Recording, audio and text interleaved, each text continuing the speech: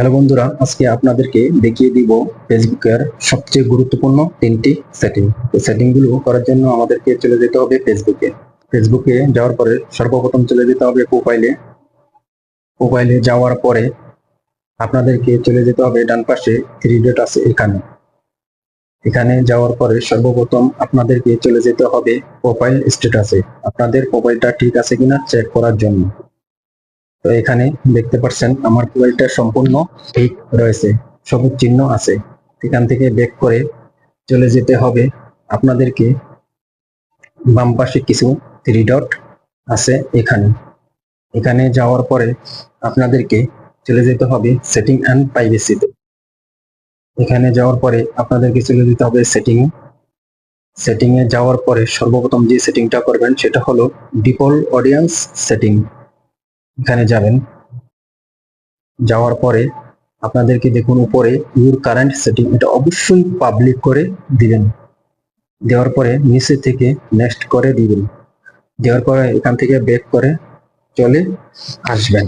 আসার পরে আরেকটি গুরুত্বপূর্ণ সেটিং হলো এই যে দেখুন how people can find and contact you. এখানে যাবেন, যাওয়ার পরে who can send you friend request, আপনাকে কে কে পাঠাবে এখানে ফ্রেন্ড অফ ফ্রেন্ড করে দিবেন।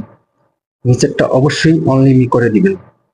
দেওয়ার পরে এখানে নিচে এটাকে অবশ্যই অন করে দিবেন। দেওয়ার পরে এখান থেকে ব্যাক করে চলে যাবেন।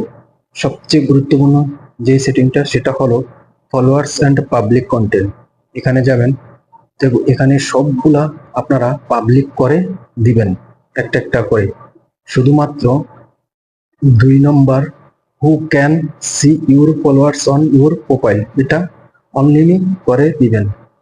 যেহেতু আপনাদের প্রোফাইলটা কেউ না দেখতে পারে, আপনাদের ফলোয়ার্স গুলো কেউ না দেখতে পারে, এই জন্য 2 নম্বরটা এটা অনলি করে দিবেন এবং নিচে এসে এই দুইটা অন করে দিবেন। হ্যালো বন্ধুরা, আজকে আপনাদেরকে দেখিয়ে দিব ফেসবুকের সবচেয়ে গুরুত্বপূর্ণ তিনটি সেটিং।